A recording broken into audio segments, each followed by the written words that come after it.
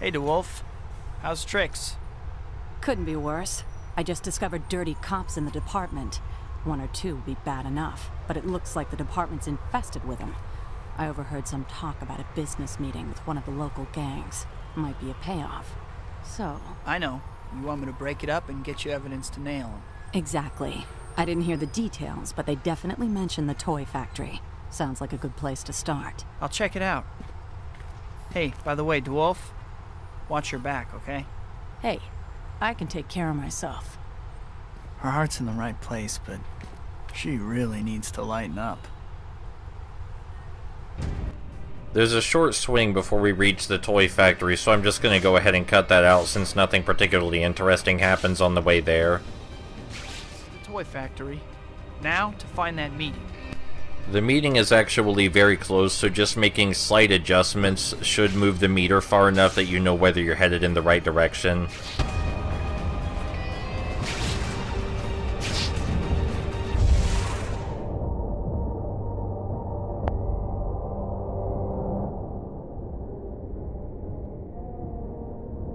I should get some photo evidence for DeWolf before I crash the party.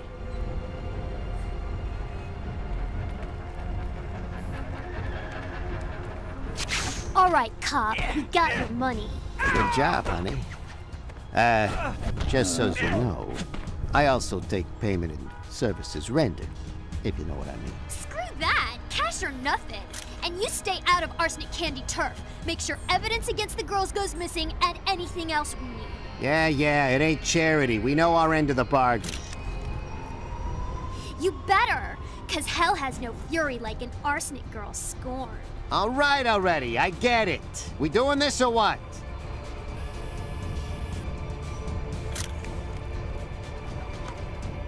I have the shot I needed. Now, to take care of these guys.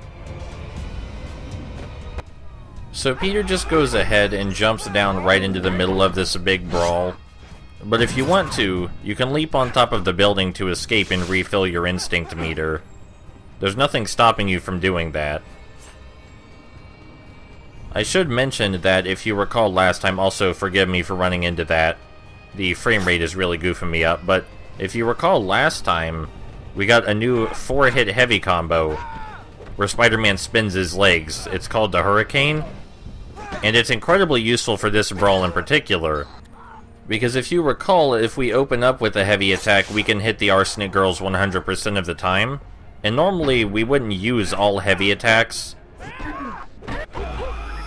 But the 4th hit in our 4-hit heavy combo reaches such a wide area and this is such a cramped space that it's actually a valid strategy. So yeah, this seemed like the ideal mission to show off our new Hurricane combo. It's actually really satisfying to use, even if that entire fight basically amounted to only mashing the triangle button.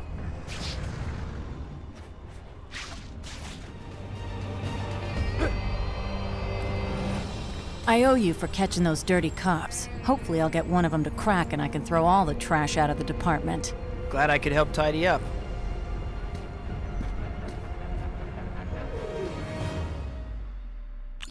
Punch Fury is a combo that looks very humorous but has almost no practical applications. It's a fast combo that I can't demonstrate here because we need to actually use it on an enemy for you to see it, but it's a fast combo that starts with a heavy attack, which is already a detriment because if you want a quick combo, you usually start with a light attack. Light attacks are always faster, and if you want a fast combo, you usually just press the square button 5 times. Now, when Punch Fury actually starts after the initial heavy attack, it is quick, but the combo is over before you know it, and the damage it deals is comparable to the basic light combo, so there's no reason to use it. Just use the basic light combo when you want some quick attacks. Because that's less risky, the outcome is practically the same, and it's much easier to escape from a basic light combo than the Punch Fury combo.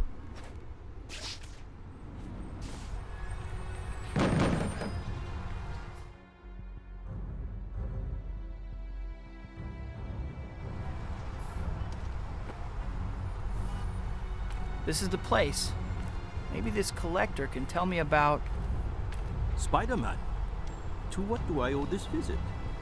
How did you know the Order of the Dragon Tail would try to steal those statues? So, they did attempt to steal them. It is as I feared. Why? What's going on? Well, you see... Ah! They are all around us. Please, Spider-Man, you must stop them.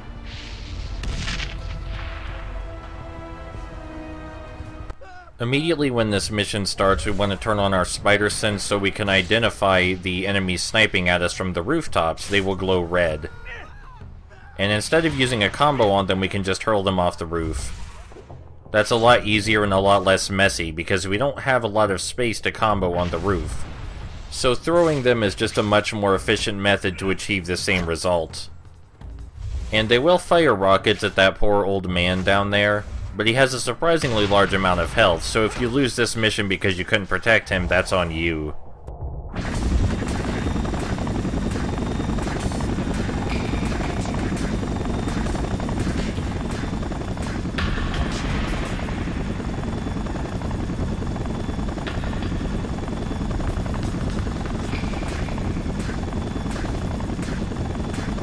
Live or die, Spider-Man. Multiple choice? I think I'll take C, none of the above instead. Nothing too intimidating or new here. We've dealt with the Dragon Tails before, and I assume you remember how to deal with them. Just use light combos all the time. They're much too quick for us to use heavy combos on them consistently, and we also can't fling them into the air, because they instantly dodge any attempt at juggling them. Unless they're already knocked to the ground. This is stuff I've already said before, but I think it bears repeating just so you know that this fight isn't really any different. Yeah, they will attack the old man, but again, he has a lot of health.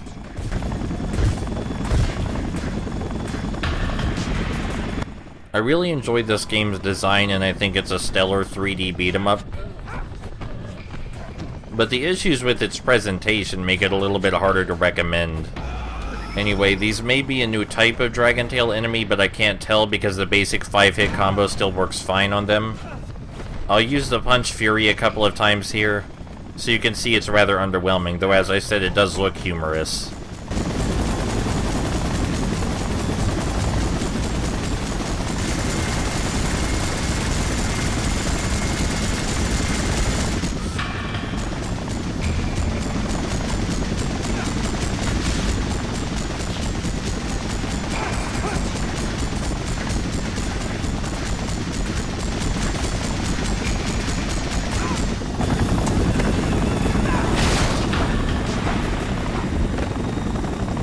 Gotta stop the chopper from hitting the street. Just hope I can make the web big enough.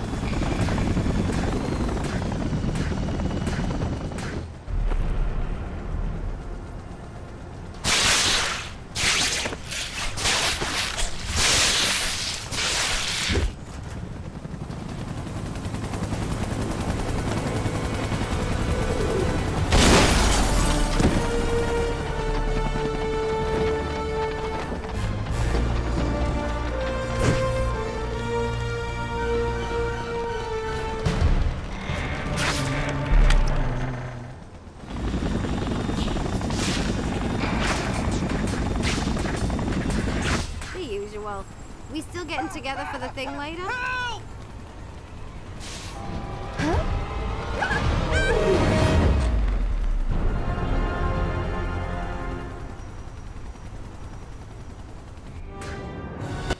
If you were flying an enormous attack helicopter, bear with me here, if you were flying an enormous attack helicopter, what could possibly possess you to fly it through a small space between buildings like that, instead of over the buildings?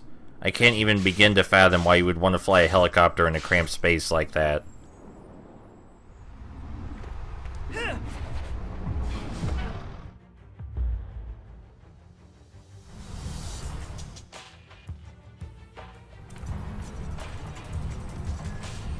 Remember, Spider-Man, we cannot allow the artifacts to fall into the wrong hands.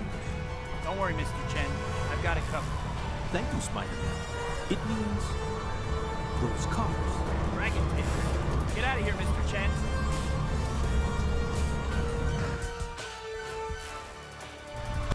So our job this time is to protect this armored truck, and in spite of doing this mission several times, I can't for the life of me figure out how difficult it's supposed to be. Here at the start, a few of the Dragon Tail members will attack the truck on foot by trying to punch and kick it, which isn't terribly effective. But after we get rid of those guys, then they'll summon a couple of cars to chase down the truck and ram into it. This deals a lot more damage, and we have to get rid of the cars by jumping on the roof, punching the people out of the car, and then disabling the car itself. Just as with normal brawls, when you're on the roof of a car, you need to turn the Spider Instinct on and off, because the crooks will attack you while you're on the roof of the car, either with their fists or with guns. So having Spider Instinct on is the only way to avoid that.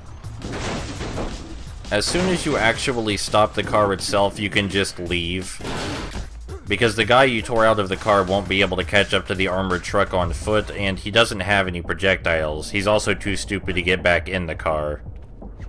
You do need to stay close to the armored truck as much as possible, because there will be more threats later, more cars and more enemies, and some useless guys with bazookas. But there are some surprising parts of this mission where nothing threatening is happening, such as this one right here. Maybe they thought the car would take longer to deal with than it did. So I'm just kind of goofing around until the next threat appears. Right around this next corner, though, the enemies with bazookas will spawn, and they will start firing at the truck. Most of the time they will miss completely. They will just, they'll do that. So while we will technically be under constant heavy bazooka fire for the next few turns, that doesn't really mean anything because they can't hit us.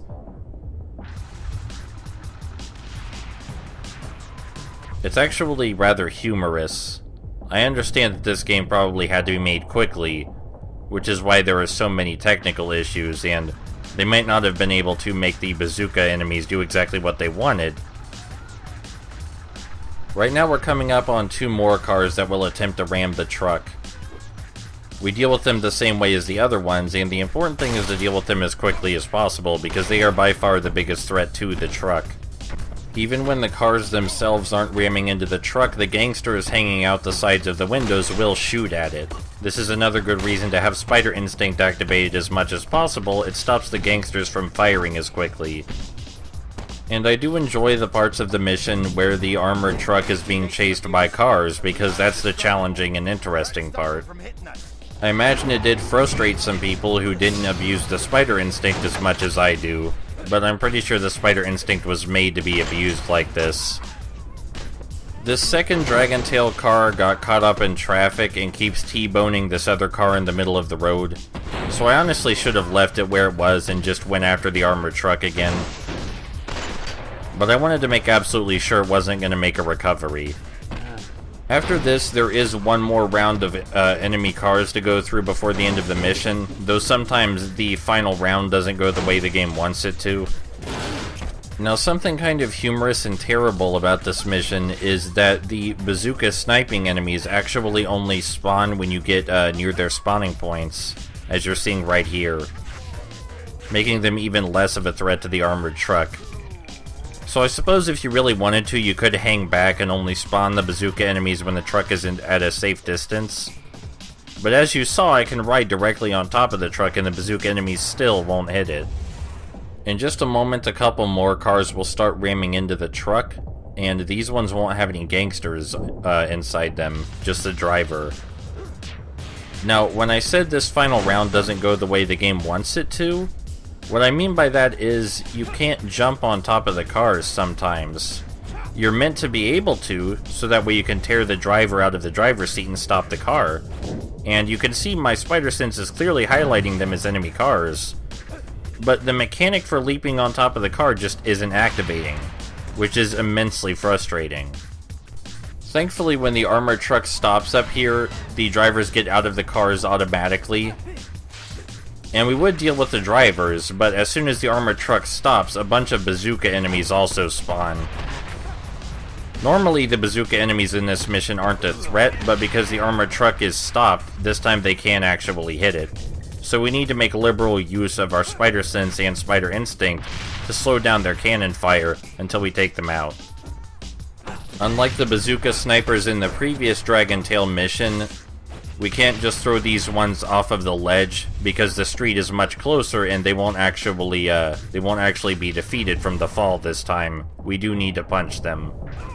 There are only 3 of them, so although their shots do deal decent damage to the truck, it's not all that bad. And after we take care of them, we just have to deal with the drivers down there who've been steadily kicking the truck to no avail. They're not really dealing any significant damage to it.